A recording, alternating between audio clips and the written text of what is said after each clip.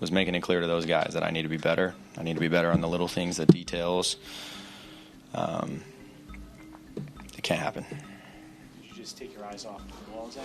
It wasn't that. I knew we had a free guy on my left, and again, stemming from my fault. You know, we had a small on the edge. We talked about the look. I should have made the protection adjustment there to protect myself, but I knew the guy on the left was going to make me hot, so I was trying to drift out of the pocket to give myself a little room to throw it. But, you know, we went over that look. Coaches did a good job preparing me for that. If I make the right call, we block it up just fine and I'm able to play the play. We saw the cameras after the game show you look upset, and Thomas was with you, Randall, and Lazard. Can you just talk to us a little bit about those conversations, what were they saying to you, what you guys talking about? Yeah, it's on me. Critical situation, I can't have a play like that. I cannot drop the ball, and this team is sacrificing a lot.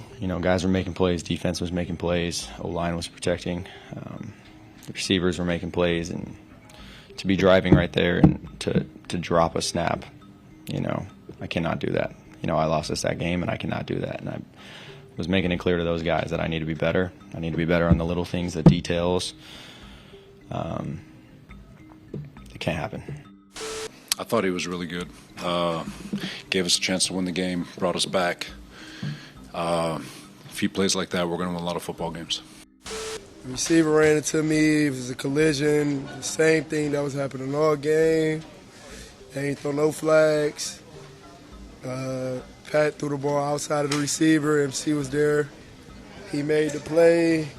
Then the ref threw the flag. Like, me personally, that's like when you play basketball and one-on-one and you go up to lay the ball up and you wait to see you miss and then say foul. Like, I can't believe that. Like, that was just crazy because, like, I don't even think they threw the ball my way at me first 3 quarters. Then they started throwing checkdowns, and then a shot that they try to take that's not going, then they finally get bailed out by that. 4th quarter, crunch time, like, that's, I don't even know what to say. Okay, so last night's game between the Kansas City Chiefs and New York Jets had a ton of questionable calls that many fans felt went against the home team. The Chiefs went into this contest as an 8.5-point favorite due to the injury of Aaron Rodgers and the recent shaky performance of backup QB Zach Wilson. There were a ton of eyes on this Sunday night football game, particularly due to the fact that Taylor Swift was present in a luxury suite. Kansas City quickly went up 17-0 in the first quarter after an Isaiah Pacheco 48-yard TD run and a TD pass from Patrick Mahomes to his tight end, not that one, Noah Gray, snagged a 34-yard pass and ran it into the end zone for 6. New York finally got on the board after a face mask call on Juwan Taylor in the end zone, which gave the Jets a 2-point safety. Then on their next ensuing drive, Zach Wilson led the offense down the field after connecting on a 39-yard deep pass to Allen Lazard, which ultimately should have converted to a TD had it not been for Tyler Conklin's drop pass in the end zone. Nonetheless, Zach Wilson continued to impress in the second quarter as he found CJ Uzomah in the end zone to keep the Jets within 5. And right before the end of the first half, Greg Zuerlein missed the field goal and KC went into the tunnel holding a 20-12 lead. The second half was pretty nip and tuck, but Zach Wilson continued to play really well. He was going through all his progressions and connected with his receivers, particularly on New York's first possession to start the half. After running it in to convert for the 2-point conversion to tie the game, home fans probably felt they really had a good chance to maybe snatch a win from the Chiefs.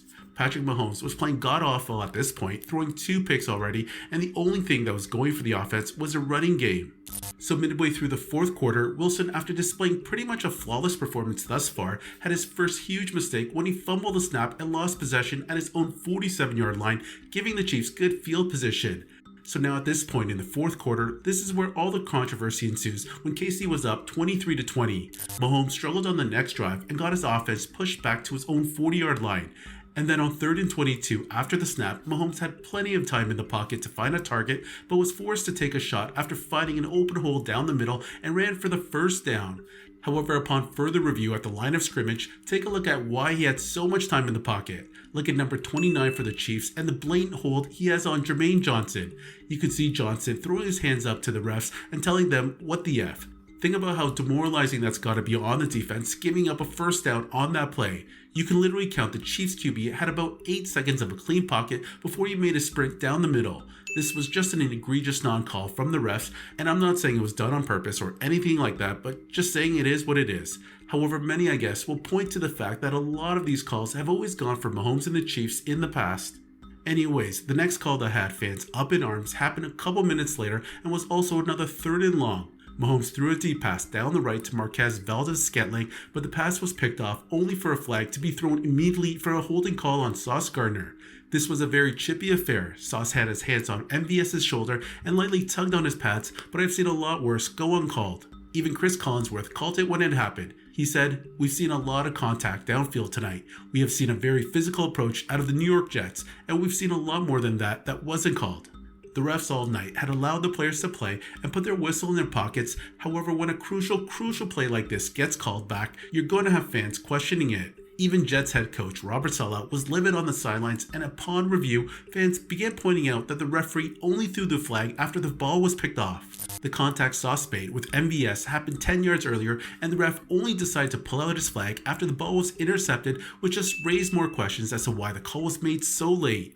The penalty essentially ended the New York Jets' chances of winning the game as KC went on to hang on to the 23-20 lead.